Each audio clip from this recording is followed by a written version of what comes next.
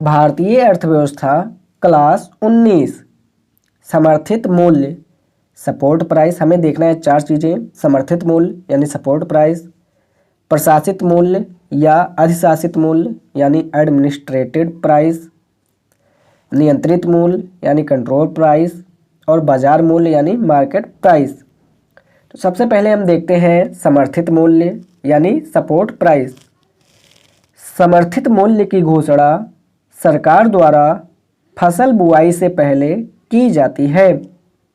वर्तमान में 23 फसलों पर यानी गन्ने पर एफआरपी एमएसपी की घोषणा होती है, जिसमें 22 फसल का अधिग्रहण और भुगतान एफसीआई द्वारा किया जाता है। एफआरपी में भुगतान चीनी मिल मालिकों द्वारा किया जाता है। दूसरा है प्रशासित मूल्य। प्रशासित मूल्य का मतलब है जहां मूल्य का निर्धारण सरकार करती है। यह बाजार के मांग आपूर्ति के नियम के विपरीत होता है। जैसे पीडीएस में कैरोसिन तेल का निर्धारण, वितरण होने वाले अनाज के मूल्य का निर्धारण इत्यादि। तीसरा है नियंत्रित मूल्य। नियंत्रित मूल्य का मतलब है जहां सरकार किसी वस्तु के अधिकतम मूल्य को सीमित कर देती है। जहां सरकार किसी वस्तु के अधिकतम मूल्य को सीमित कर देती है। इन वस्तुओं को आवश्यक वस्तु अधिनियम 1955 इन वस्तुओं को आवश्यक वस्तु अधिनियम 1955 यानी ECA 1955 के अंतर्गत शामिल किया जाता है। ECA का मतलब है इसेंशियल कमोडिटी एक्ट 1955 के अंतर्गत शामिल किया जाता है, जैसे गन्ना, चीनी इत्यादि। इस अधिनियम में शामिल वस्तुएं आवश्यक वस्तुओं की श्रेणी में आते हैं, जहां उनका उत्पादन, वितरण और मूल्य निर्धारण सरकार द्वारा नियंत्रित होता है, जिससे इसके जमाखोरी को रोका जा सके। और चौथा है बाजार मूल्य। बाजार मूल्य का निर्धारण बाजार में मांग और आपूर्ति के द्वारा होता है। मांग और आपूर्ति को बाजार की शक्तियां और बाजार के अदृश्य हाथ भी कहे जाते हैं। देखते हैं मांग आपूर्ति कीमत का निर्धारण। अगर मांग और आपूर्ति बराबर हैं तो कीमत का निर्धारण, कीमत जो है वो स्थिर रहेगा। मांग ज़्यादा है, आपूर्ति कम है तो कीमत में वृद्धि होगी, और मांग कम है, आपूर्ति ज़्यादा है तो कीमत कम होगा। बाजार में पेट्रोल और डीजल का मूल्य बाजार मूल्य पर आधारित है। अब हम देखते हैं गन्ने पर एफआरपी। गन्ने पर एफआरपी के उत्तर में है गन्ने पर एफआरपी की घोषणा सरकार करती है, किंतु इसका भुगतान गन्ना उत्पादक किसानों को चीनी मिल मालिकों द्वारा किया जाता है। इस प्रकार गन्ना एक अधिशासित मूल्य होता है, जिसका भुगतान करना चीनी मिल मालिकों के लिए अनिवार्य होता है। गन्ने के एफआरपी का निर्धारण आवश्यक वस्तु अधिनियम 1955 के तहत, गन्ना नियंत्रण आदेश 1966 के तहत किया जाता है। 2009 में गन्ने पर एमएसपी के स्थान पर 2009 में गन्ने पर एमएसपी के स्थान पर एफआरपी की शुरुआत रंगराजन समिति के सिफारिश पर किया गया। 2009 में गन्ने पर एमएसपी के स्थान पर एफआरपी की शुरुआत रंगराजन समिति के सिफारिश पर किया गया। एमएसपी में शामिल 20 खाद्य फसलों में 14 फसलें खरीफ की हैं और 6 रबी की फसलें हैं। एमएसपी की गणना लक्ष्मीकांत झा समिति के सिफारिश पर 1965 में कृषि मूल्य आयोग का गठन किया गया। वर्ष 1985 में इसका नाम बदलकर कृषि लागत और मूल्य आयोग 1985 में इसका नाम बदलकर कृषि लागत और मूल्य आयोग commission of agriculture cost and price यानी CACP किया गया। CACP कृषि एवं किसान कल्याण मंत्रालय से संबद्ध एक सलाहकारी निकाय है जो वर्तमान में MSP और FRP की गणना और संस्तुति यानी रिकमेंड का कार्य करता है, जबकि MSP और FRP पर अंतिम अनुमोदन आर्थिक मामलों के मंत्रिमंडलीय समिति CCEA यानी cabinet committee on economic affair द्वारा किया जाता है। CCEA एक सर्वोच्च निकाय है जिसका अध्यक्ष प्रधानमंत्री होता है। ये पूछा गया PT 2015 में कि CCEA यानी cabinet committee on economic affair एक सर्वोच्च निकाय है जिसका अध्यक्ष प्रधानमंत्री होता है। अब हम देखते हैं MSP की गणना के कारक। तो MSP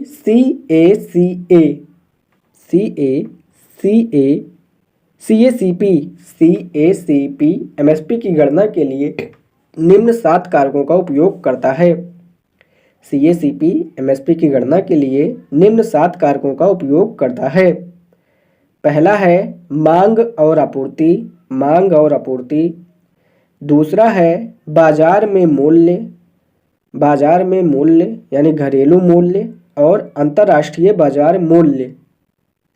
तीसरा है उत्पादन लागत, किसान का उत्पादन लागत। चौथा है उत्पादन लागत में 50% वृद्धि। पांचवा है उपभोक्ता वर्ग पर पड़ने वाला प्रभाव। छठा है कृषि और गैर कृषि वस्तुओं की व्यापार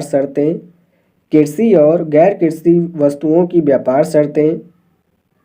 WTO के नियम के अनुसार यदि कोई देश अपने किसानों से MSP पर खाद्यान्न और गैर खाद्यान्न वस्तु खरीदकर विदेशों में निर्यात करते हैं तो WTO ऐसे निर्यात को प्रतिबंधित करते हैं।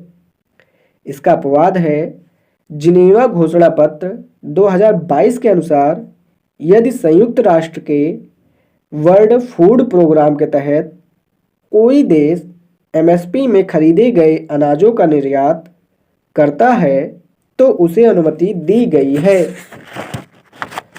और 7वां पॉइंट है अंतः फसली समता यानी इंटरक्रॉप पैरिटी। इसके अंतर्गत यह देखा जाता है कि यदि MSP को किसी फसल के संदर्भ में MSP को बढ़ाया जाए तो उसका अन्य फसलों के उत्पादन पर क्या प्रभाव पड़ता है। जैसे गेहूं या चावल है, MSP बढ़ा तो उत्पादन बढ़ा आपूर्ति बढ़ा तो बाजार मूल्य कम हो जाएगा तो किसान पर नकारात्मक प्रभाव पड़ेगा। लेकिन मोटा अनाज या दाल है जिसमें MSP नहीं है या कम है तो उत्पादन कम होगा, आपूर्ति कम होगा तो बाजार मूल्य अधिक हो जाएगा जिससे उपभोक्ता पर नकारात्मक प्रभाव पड़ेगा। अब देखते हैं MSP की गणना पद्धति। MSP की गणना में CACP 3 पद्धति का प्रयोग करता है। नंबर 1 A2 लागत, नंबर 2 A2 प्लस FL लागत और नंबर 3 है C2 लागत। तो सबसे पहले हम देखते हैं A2 लागत। A2 लागत में है किसान कृषि उत्पादन के लिए बाजार से कृषि आगत यानी एग्रीकल्चर इनपुट जैसे बीज, उर्वरक, भूमि का किराया, खेतों में काम करने वाले मजदूर का भुगतान इत्यादि को नकद में करता है तो उसे A2 लागत कहा जाता है। दूसरा है A2 प्लस FL लागत। FL मतलब फैमिली लेबर यानी पारिवारिक श्रम, पारिवारिक श्रमिक। किसान और उसका पूरा परिवार मिलकर खेती करता है, जिन्हें अवैतनिक श्रमिक माना जाता है। इस प्रकार MSP की गणना में किसान और उसके परिवार को श्रम लागत को भी किसान और उसके परिवार के श्रम लागत को भी जोड़ा जाता है। यानी A2 प्लस FL बड़ा हो गया A2 की अपेक्षा। A2 जो है किसान उत्पादन में जो नगद भुगतान करता है, A2 क्या है? किसान उत्पादन में जो नगद भुगतान करता है। FL है किसान और उसके परिवार का कुल श्रम लागत। फिर अब देखते हैं C2 लागत। C2 लागत का मतलब है, C मतलब कॉस्ट मतलब लागत। तो C2 लागत का मतलब दो लागत है इसमें, एक दृश्य लागत और एक अदृश्य लागत। दृश्य लागत में है, दृश्य लागत का मतलब है या तो उत्पादन से प्रत्यक्ष संबंध, या तो उत्पादन से प्रत्यक्ष संबंध या नगद में भुगतान हो तो वो दृश्य लागत है। जैसे बीज, उर्वरक, सिंचाई के साधन, KCC पर लिया गया उधार पर ब्याज इत्यादि। और अदृश्य लागत का मतलब है या तो उत्पादन से प्रत्यक्ष संबंध ना हो या नगद में भुगतान ना हो। तो इसमें है जैसे पारिवारिक श्रम, अचल संपत्ति पर दिया गया किराया या ब्याज। पारिवारिक श्रम, अचल संपत्ति पर दिया गया किराया या ब्याज। तो C2 लागत बराबर दृश्य लागत और अदृश्य लागत। इस प्रकार C2 लागत सबसे अधिक व्यापक और किसानों के लिए लाभकारी कीमत होता है। A2 से बड़ा A2 प्लस FL और सबसे बड़ा C2। ठीक। वर्ष 2018-19 के बजट में सरकार ने डॉक्टर MS स्वामीनाथन के सुझाव को स्वीकार करते हुए MSP में 50% वृद्धि की घोषणा की, किंतु यह वृद्धि A2 प्लस FL में किया गया, जबकि स्वामीनाथन ने C2 में 50% वृद्धि का सुझाव दिया था। इस प्रकार वर्तमान में CACP MSP की गणना में A2 प्लस FL का प्रयोग करता है, किंतु C2 को संदर्भित लागत के रूप में रखता है। तो इस प्रकार लेक्चर नंबर 19 भारतीय अर्थव्यवस्था का यहीं पर समाप्त होता है। भारतीय अर्थव्यवस्था क्लास 20 MSP के लाभ। तो MSP के लाभ में पहला पॉइंट है MSP किसानों को बाजार जोखिम से सुरक्षा देता है, अर्थात उन्हें बाजार में कृषि उत्पादों के गिरते हुए कीमतों से सुरक्षा देता है। इस प्रकार इसे बीमित मूल्य भी कहा जाता है। दूसरा पॉइंट है MSP उत्पादन में वृद्धि करने में सहायक होता है। इससे खाद्यान्नों की उपलब्धता बढ़ती है और यह खाद्य सुरक्षा करने में मदद करती है। तीसरा पॉइंट है MSP कृषकों की आय वृद्धि में सहायक हो सकता है। चौथा पॉइंट है सरकार MSP के माध्यम से देश में आवश्यकता अनुसार फसल प्रतिरूप में परिवर्तन कर सकती है। जैसे फसल प्रतिरूप में परिवर्तन कैसे करेगी?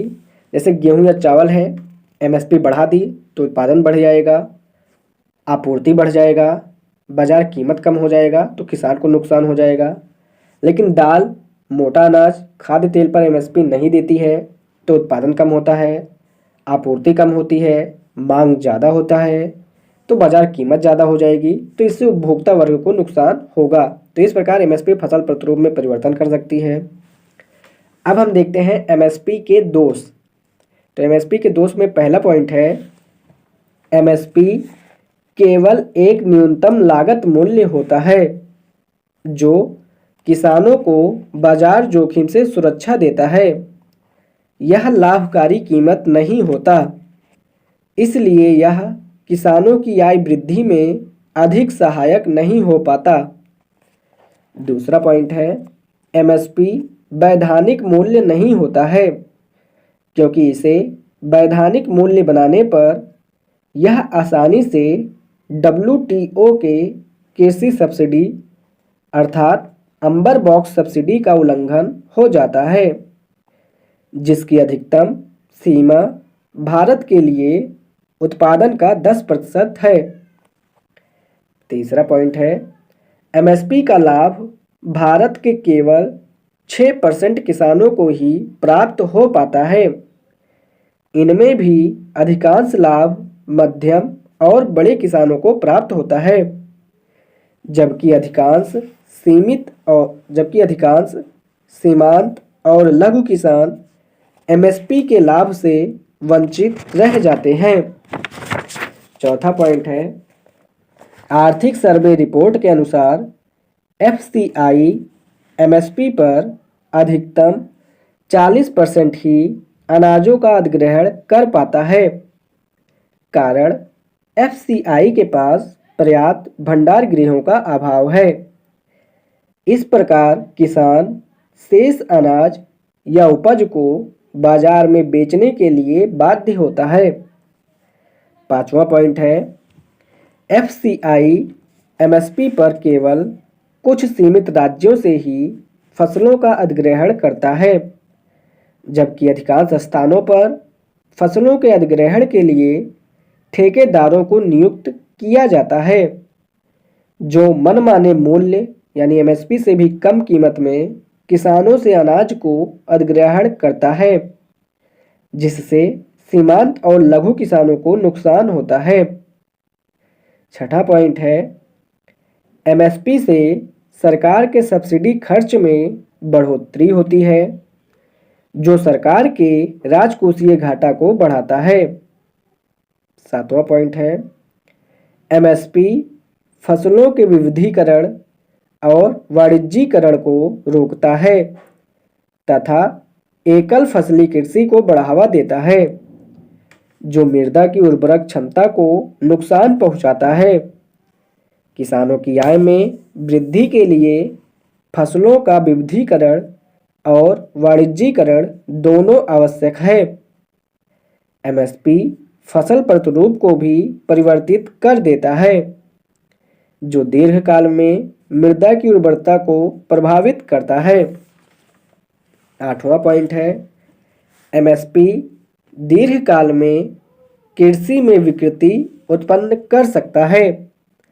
इसमें पहला पॉइंट है, यह फसल प्रतिरूप में परिवर्तन करता है। दूसरा पॉइंट है, अत्यधिक रासायनिक उर्वरक का प्रयोग हो रहा है। तीसरा पॉइंट है, अत्यधिक जल दोहन से भूमिगत जल स्तर में कमी आ रही है। और चौथा पॉइंट है, यह पारिस्थितिकी तंत्र को नुकसान पहुंचाता है और मानव स्वास्थ्य को भी। नौवां पॉइंट है, वर्तमान में MSP में बागवानी फसलों को शामिल नहीं किया जाता है। कारण FCI के पास अत्याधुनिक शीत भंडार गृहों की पर्याप्त कमी है तथा जो उपलब्ध हैं उनका लगभग 90% प्रयोग केवल आलू के संग्रहण में होता है। भारत में वर्तमान में बागवानी फसलों का योगदान कृषि जीवीए में लगभग 32% है। भारत में वर्तमान में बागवानी फसलों का उत्पादन लगभग 320 मिलियन मैट्रिक टन से अधिक है। वहीं खाद्यान्न फसलों का उत्पादन लगभग 300 मिलियन मैट्रिक टन के पार है। इस प्रकार पिछले 5 वर्षों से लगातार भारत में खाद्यान्न फसलों की तुलना में बागवानी फसलों का उत्पादन अधिक रहा है।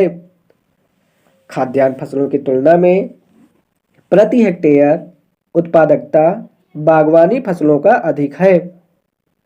खाद्यान्न फसलों का प्रति हेक्टेयर उत्पादकता लगभग 2 से 3 टन है। बागवानी फसलों का प्रति हेक्टेयर उत्पादन लगभग 12 से 15 टन है। बागवानी फसल अधिक सस्ते और पोषण युक्त होते हैं। जो खाद्य सुरक्षा के लिए अधिक उपयुक्त माना जाता है, किंतु ये अतिशीघ्र खराब होने वाली फसलें हैं। सर्वे के अनुसार भारत में प्रतिवर्ष 30 से 32% फल और सब्जियां केवल अच्छे रखरखाव के अभाव में बर्बाद हो जाते हैं। इस प्रकार लेक्चर नंबर 20 भारतीय अर्थव्यवस्था का यहीं पे समाप्त होता है। भारतीय अर्थव्यवस्था क्लास 21 सुझाव और सरकारी प्रयास। तो इसमें पहला पॉइंट है, सरकार द्वारा जैविक कृषि को बढ़ावा दिया जा रहा है। इसके लिए वर्ष 2015 से परंपरागत कृषि विकास योजना को चलाया जा रहा है। सिक्किम देश का पहला जैविक कृषि आधारित राज्य बन चुका है। साथ ही सरकार द्वारा शून्य बजट कृषि यानी जैविक कृषि को बढ़ावा दिया जा रहा है। दूसरा पॉइंट है, एमएसपी को अन्य फसलों में भी विस्तारित करना चाहिए। इसमें वाणिज्यिक फसलों की संख्या को बढ़ाना चाहिए और बागवानी फसलों को भी इसमें शामिल करने का प्रयास करना चाहिए। तीसरा पॉइंट है, एफसीआई को अत्याधुनिक शीत भंडार गृहों के निर्माण पर जोर देना चाहिए। सरकार द्वारा इसके लिए वर्ष 2020-21 से लगभग 1 लाख करोड़ रुपए का कृषि अवसंरचना कोष बनाया गया है, एग्रीकल्चर इंफ्रास्ट्रक्चर फंड। चौथा पॉइंट है, एमएसपी का लाभ अधिकांशतः सीमांत और लघु किसानों को प्राप्त होना चाहिए। पांचवा पॉइंट है, फसल विविधीकरण और फसल वाणिज्यीकरण को प्रोत्साहित किया जाना चाहिए, जिससे किसानों की आय में बढ़ोतरी किया जा सके। छठा पॉइंट है, प्रधानमंत्री कृषि सिंचाई योजना के अंतर्गत सूक्ष्म सिंचाई प्रणाली को प्रोत्साहित किया जाना चाहिए। सातवां पॉइंट है, गेहूं और चावल की अपेक्षा दाल, खाद्य तेल के एमएसपी में वृद्धि करके इसके घरेलू उत्पादन बढ़ाने पर जोर देना चाहिए। भारत विश्व में खाद्य तेल का दूसरा सबसे बड़ा आयातक देश है, जो अपने कुल मांग का लगभग 60% विदेशों से आयात करता है। यह देश के व्यापार घाटे को बढ़ाता है। आठवां पॉइंट है, रासायनिक उर्वरकों के अत्यधिक प्रयोग को रोकने के लिए सरकार वर्तमान में नैनो यूरिया के प्रयोग को प्रोत्साहित कर रही है। अब हम देखते हैं नैनो यूरिया, जिस पे 3 स्टार है। नैनो यूरिया तरल रूप में उपलब्ध होता है, जो पौधों को पोषक तत्व प्रदान करता है। भारत में इफको IFFCO यानी इंडियन फार्मर फर्टिलाइजर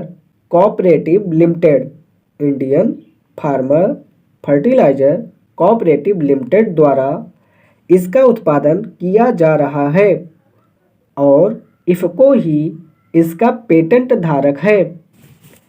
विश्व का पहला नैनो यूरिया संयंत्र गुजरात के कलोल में इफको द्वारा स्थापित किया गया है। अब देखते हैं नैनो यूरिया और सामान्य रासायनिक उर्वरक में अंतर। तो इसमें पहला पॉइंट है, 1 बोरा सामान्य रासायनिक उर्वरक यानी 45 किलोग्राम बराबर नैनो यूरिया का 500 ml यानी आधा लीटर का बोतल होता है। इस प्रकार सामान्य रासायनिक उर्वरक की तुलना में नैनो यूरिया का परिवहन व भंडारण लागत कम होता है। इस प्रकार सामान्य रासायनिक उर्वरक की तुलना में नैनो यूरिया का परिवहन व भंडारण लागत कम होता है।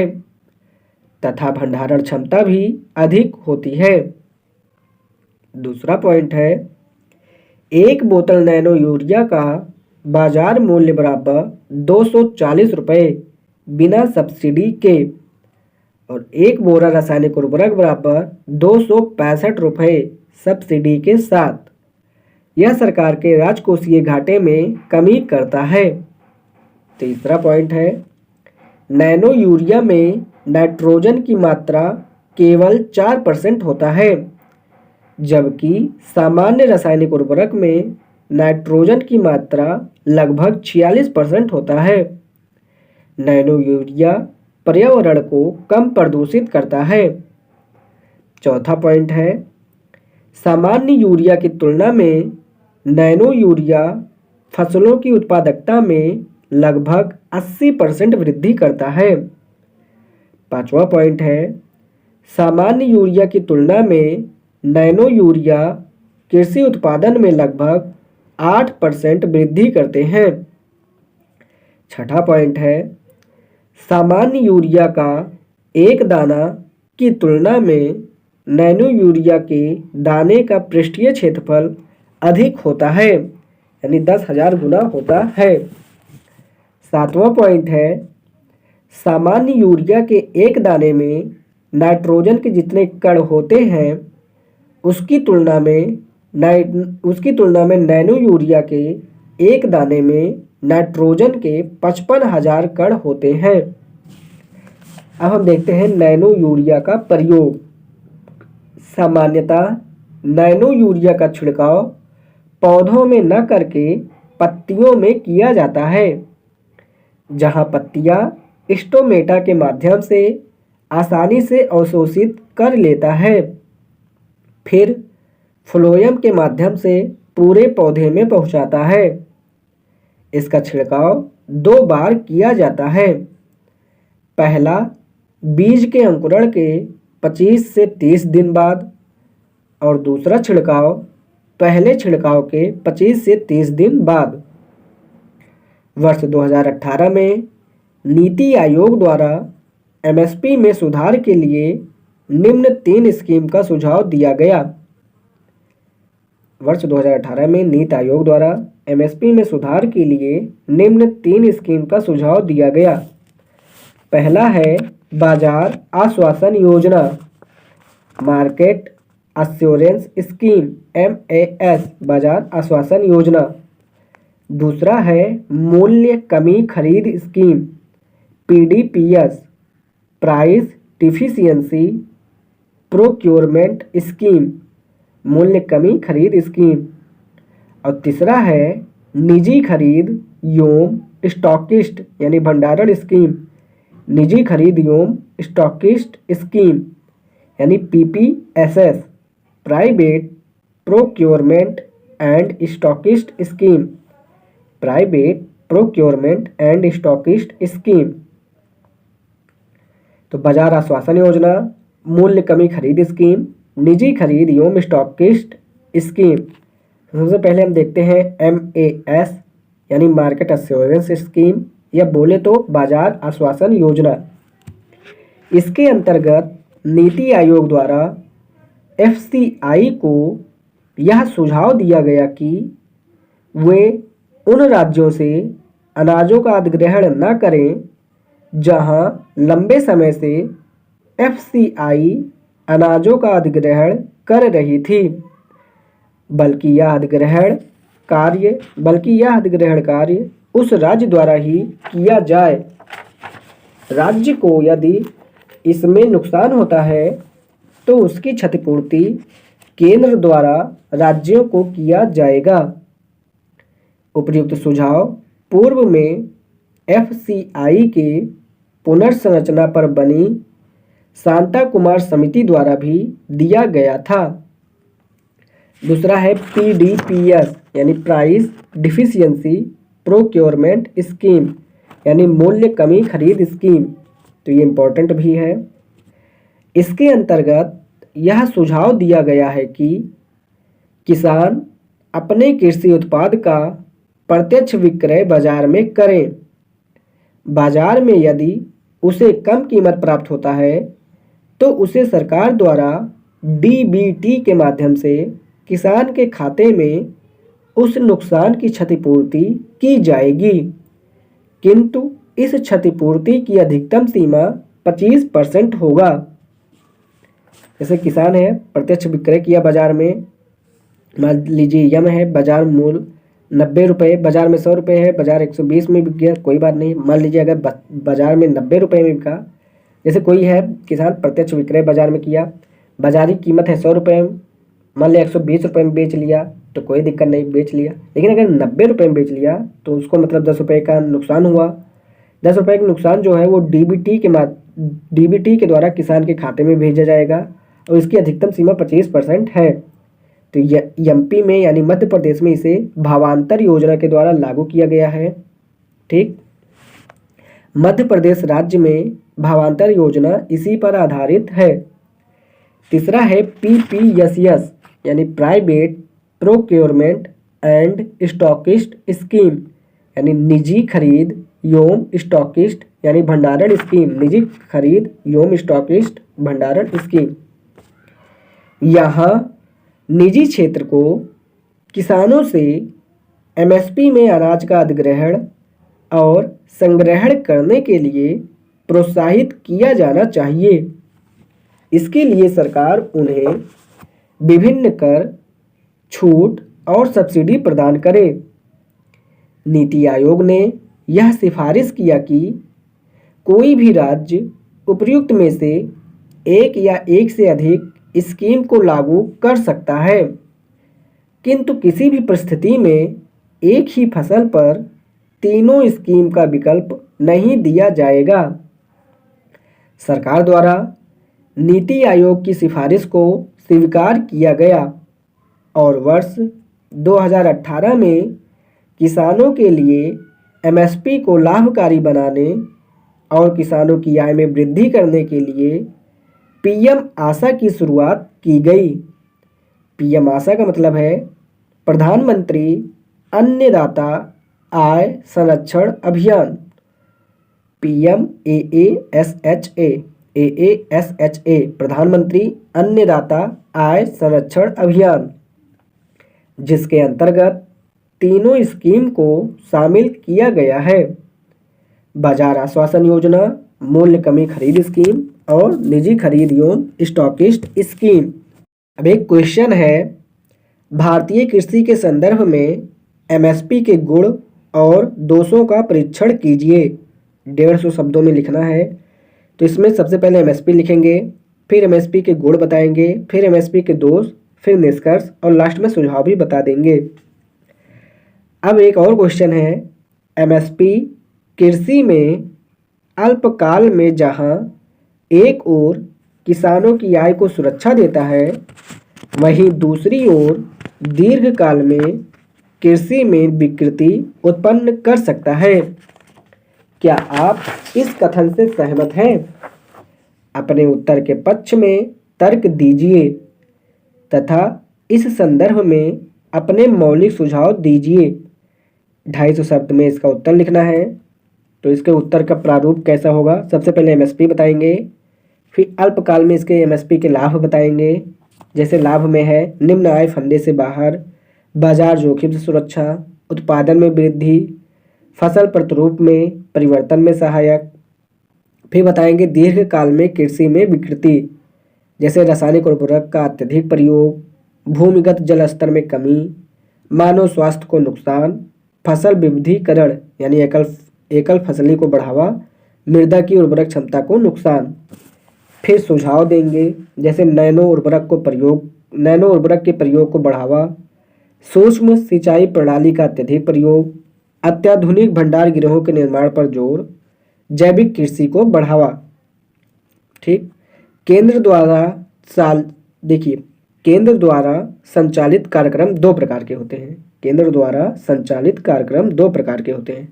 पहला है केंद्र प्रायोजित योजना यानी सेंट्रल स्पॉन्सर्ड स्कीम CSS, और दूसरा होता है केंद्रीय क्षेत्रीय योजना यानी सेंट्रल सेक्टर स्कीम यानी CSS।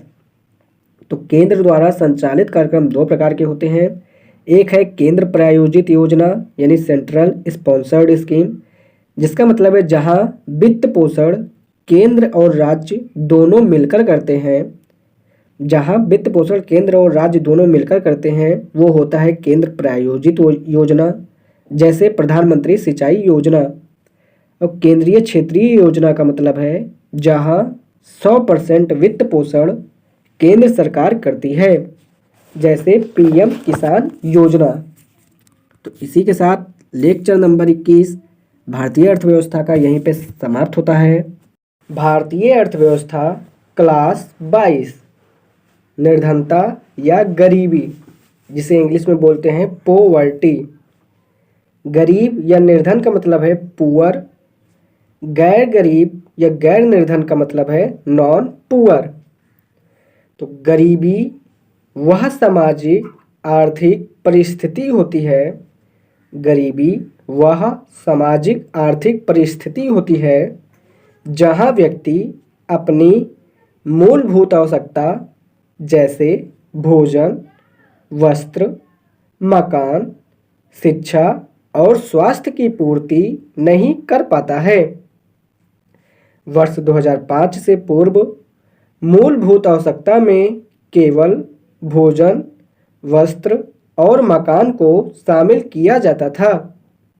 2005 में सुरेश तेंदुलकर समिति की सिफारिश पर इसमें शिक्षा और स्वास्थ्य के खर्च को जोड़ा गया। भारत में गरीबी की व्यापकता।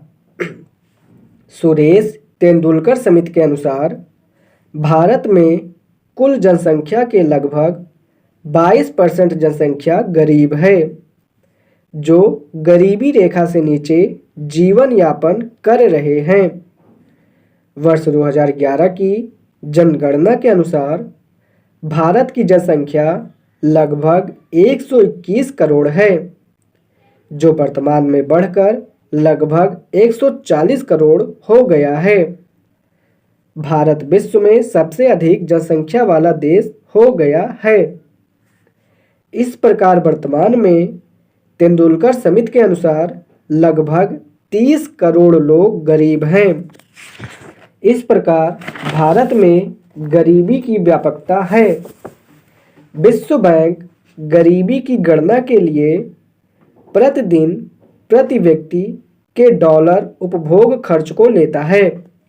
विश्व बैंक गरीबी की गणना के लिए प्रतिदिन प्रति व्यक्ति के डॉलर उपभोग खर्च को लेता है, जो वर्तमान में अब 1.9 डॉलर से बढ़कर 2.15 डॉलर कर दिया गया है।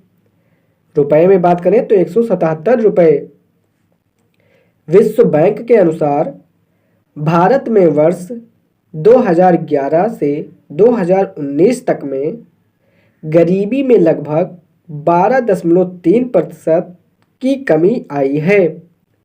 वर्ष 2011 में लगभग 22.5% गरीबी था, जो 2019 में घटकर 10.2% रह गया। इस प्रकार गरीबी घटने की वार्षिक दर लगभग 1.3% रहा। वर्ष 2004-05 से लेकर 2011-12 तक तेंदुलकर समिति के अनुसार देश में लगभग 15% गरीबी में कमी देखी गई। वर्ष 2004-05 में 37% था, 2011-12 में घटकर 22% रह गया। कमी 15% हुआ। औसत वार्षिक घटने की दर 2.1% रहा।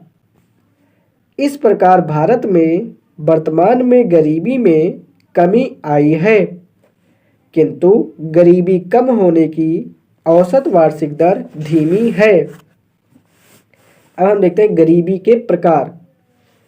समयावधि के अनुसार गरीबी के 2 प्रकार होते हैं, दीर्घकालिक गरीबी और अल्पकालिक गरीबी। दीर्घकालिक गरीबी 2 प्रकार से होते हैं, एक है पूर्ण गरीब और दूसरा है सामान्य गरीब। और अल्पकालिक गरीब भी अल्पकालिक गरीबी भी दो प्रकार से होता है, एक है चक्रीय गरीब और दूसरा है अनियमित गरीब। तो इस प्रकार लेक्चर नंबर 22 भारतीय अर्थव्यवस्था का यहीं पे समाप्त होता है। भारतीय अर्थव्यवस्था क्लास 23। पूर्ण गरीब। पूर्ण गरीब का मतलब है जो सदैव गरीबी रेखा से नीचे रहते हैं। सामान्य गरीब, जो सामान्यतः गरीबी रेखा से नीचे रहते हैं किंतु अल्पकाल में गरीबी रेखा से बाहर होते हैं। चक्रीय गरीब, जो रोजगार मिलने पर गरीबी रेखा से ऊपर और बेरोजगार होने पर गरीबी रेखा से नीचे चले जाते हैं। इस प्रकार ये गरीबी रेखा में ऊपर नीचे झूलते हैं। अनियमित गरीब, सामान्यतः ये गरीबी रेखा से बाहर होते हैं किंतु किसी असामान्य परिस्थिति में ये अल्पकाल के लिए गरीबी रेखा से नीचे आ जाते हैं। स्थिति सामान्य होने पर ये पुनः गरीबी रेखा से ऊपर आ जाते हैं। अब हम देखते हैं गरीबी के मुख्य दो प्रकार होते हैं। नंबर 1 निरपेक्ष गरीबी यानी एब्सोल्यूट पॉवर्टी और दूसरा है सापेक्ष गरीबी यानी रिलेटिव पॉवर्टी। पहला है निरपेक्ष गरीबी। निरपेक्ष गरीबी वह स्थिति होती है जहां व्यक्ति न्यूनतम कैलोरी युक्त भोजन का उपभोग नहीं कर पाता। इस प्रकार भूखमरी और अल्प पोषण की स्थिति को भी निरपेक्ष गरीबी कहा जाता है। अलग समिति के अनुसार ग्रामीण क्षेत्र में 2400 कैलोरी प्रतिदिन प्रति व्यक्ति और शहरी क्षेत्र में 2100 कैलोरी प्रतिदिन प्रति व्यक्ति यदि व्यक्ति उपभोग न कर सके तो वह निरपेक्ष गरीबी से ग्रसित होता है। मानवीय गरीबी, यह वह स्थिति होती है जहां व्यक्ति न्यूनतम कैलोरी की आवश्यकता की पूर्ति तो कर पाता है। यह वह स्थिति होती है जहां व्यक्ति न्यूनतम कैलोरी की आवश्यकता की पूर्ति तो कर पाता है किंतु अन्य आवश्यकता जैसे वस्त्र, मकान, शिक्षा, स्वास्थ्य इत्यादि से वंचित रहता है। दूसरा है सापेक्ष गरीबी। वह स्थिति जहां व्यक्ति अपने मूलभूत आवश्यकता की पूर्ति करने में सक्षम हो किंतु समाज में व्याप्त आय की असमानता से अन्य के सापेक्ष गरीब हो। इसे ही सापेक्ष गरीबी कहा जाता है। यह गरीबी आय की असमानता या विषमता के कारण होती है। विश्व बैंक के अनुसार सरकार के अथक प्रयास से निरपेक्ष गरीबी को समाप्त किया जा सकता है किंतु सापेक्ष गरीबी को दूर करना नामुमकिन है। इस प्रकार विश्व बैंक के अनुसार we have to live with poverty always. इस प्रकार विश्व बैंक के अनुसार we have to live with poverty always. We have to live with poverty always. सापेक्ष गरीबी भी निरपेक्ष गरीबी का कारण बन सकती है, जैसे सामाजिक बहिष्करण। भारत में आय की विषमता बढ़ने से सापेक्ष गरीबी में भी वृद्धि हो रही है, जिसे निम्न से समझा जा सकता है। पहला पॉइंट है, कोरोना महामारी के बाद भारतीय अर्थव्यवस्था लगातार के आकार की रिकवरी से गुजर रही है, जहां गरीब और अधिक गरीब और धनी और अधिक धनी होता जा रहा है। दूसरा पॉइंट है, वर्ष 2014 के मुकाबले वर्ष 2022 में भारत की प्रति व्यक्ति आय लगभग 2 गुना हुई है। चालू मूल्य में 1,72,000 रुपये, किंतु यह वृद्धि अपवर्जित है, किंतु यह वृद्धि अपवर्जित रहा है, अर्थात इस वृद्धि का लाभ कुछ ही लोगों को प्राप्त हुआ है, जबकि अधिकांश जनसंख्या इससे वंचित रहा है। पहला पॉइंट है, ऑक्सफैम इंटरनेशनल के रिपोर्ट 2023, ऑक्सफैम इंटरनेशनल के report 2023 survival of the richest the Indian story, survival of the richest the Indian story के अनुसार भारत में सबसे ऊपर अर्थात 1% धनी लोगों के पास देश की 40% संपत्ति है, वहीं नीचे की 50% जनसंख्या के पास मात्र 3% संपत्ति है। नंबर दूसरा है, देश के सबसे 10 धनी लोगों पर, देश के सबसे 10 धनी लोगों पर यदि 5% कर लगा दिया जाए तो सभी बच्चों की स्कूली शिक्षा मुफ्त और पूर्ण हो जाएगी। तीसरा पॉइंट है, भारत में महिला पुरुष में आय विषमता अधिक है। पुरुष द्वारा अर्जित 1 रुपये की आय के मुकाबले महिला केवल 63 पैसे ही आय अर्जित कर पाती है। उपयुक्त आधार पर यह कहा जा सकता है कि भारत में सापेक्ष गरीबी में लगातार वृद्धि हो रही है। सरकार सापेक्ष गरीबी को कम करने के लिए 11वीं पंचवर्षीय योजना से समावेशी विकास पर बल दे रही है, जो आर्थिक समानता को बढ़ाकर विषमता या असमानता को कम करता है।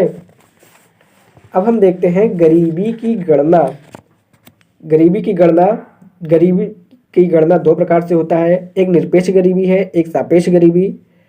तो निरपेक्ष गरीबी की गणना करने के लिए 4 प्रकार हैं। एक है गरीबी रेखा, दूसरा है व्यक्ति गणना अनुपात यानी HCR, तीसरा है गरीबी अंतराल सूचकांक यानी PGI, और चौथा है बहुआयामी गरीबी सूचकांक यानी MPI। सापेक्ष गरीबी की गणना करने के लिए केवल 2 प्रकार हैं, एक है लॉरेंज वक्र और दूसरा है गिनी गुणांक। चलिए हम देखते हैं सापेक्ष गरीबी की गणना। तो सापेक्ष गरीबी की गणना में है, इसे 2 प्रकार से गणना किया जाता है। पहला है गिनी गुणांक और दूसरा है लॉरेंज वक्र द्वारा, जो कि पीटी के लिए इम्पोर्टेंट है। लॉरेंज वक्र सापेक्ष गरीबी की गणना की, लॉरेंज वक्र सापेक्ष गरीबी की गणना की ज्यामितीय विधि है। लॉरेंज वक्र सापेक्ष गरीबी की गणना की ज्यामितीय विधि है, जबकि गिनी गुणांक लॉरेंज वक्र को व्यक्त करने की गणितीय विधि है, जबकि गिनी गुणांक लॉरेंज वक्र को व्यक्त करने की गणितीय विधि है। लॉरेंज वक्र सापेक्ष गरीबी की गणना की ज्यामितीय विधि है, जबकि गिनी गुणांक लॉरेंज वक्र को व्यक्त करने की गणितीय विधि है। अब हम देखते हैं निरपेक्ष गरीबी। निरपेक्ष रेखा हम देखते हैं। निरपेक्ष रेखा वह निरपेक्ष स्थिति होती है जहां हर व्यक्ति की आय एक समान होती है। यह 45 डिग्री का वह कोण होता है जो निरपेक्ष स्थिति को बताता है। वास्तविक स्थिति में अधिक जनसंख्या के पास कम आय होती है तथा कम जनसंख्या के पास अधिक आय होती है। इस आधार पर एक धनुषाकार वक्र प्राप्त होता है, जिसे लॉरेंज वक्र कहा जाता है, जो निरपेक्ष रेखा के सापेक्ष होता है। लॉरेंज वक्र जितना निरपेक्ष रेखा के करीब होगा, आय की समानता में वृद्धि होगी, जबकि यह जितना निरपेक्ष रेखा से दूर होगा, असमानता में वृद्धि होगी। तुलनात्मक अध्ययन करने के लिए यह आवश्यक है कि एक से अधिक लॉरेंज वक्र हों। तुलनात्मक अध्ययन करने के लिए यह आवश्यक है कि एक से अधिक लॉरेंज वक्र हों। ठीक, अब हम देखते हैं गिनी गुणांक, गिनी कॉफिशिएंट। गिनी गुणांक में है यह लॉरेंज वक्र को व्यक्त करने की गणितीय विधि है। यह लॉरेंज वक्र को व्यक्त करने की गणितीय विधि है। गिनी गुणांक बराबर क्षेत्रफल A बटे क्षेत्रफल A प्लस क्षेत्रफल B। गिनी गुणांक हमेशा 0 और 1 के बीच होता है। शून्य को निरपेक्ष समानता की स्थिति कहा जाता है, जहां सबकी आय एक समान हो, जबकि 1 को निरपेक्ष असमानता कहा जाता है, जहां एक ही व्यक्ति के पास सारा आय होता है। गिनी गुणांक यदि शून्य के करीब है तो आय की असमानता कम है, जबकि 1 के करीब होने पर आय की असमानता बढ़ती है। भारत का गिनी गुणांक वर्तमान में 0.35 है विश्व बैंक के अनुसार। अब हम देखते हैं निरपेक्ष गरीबी।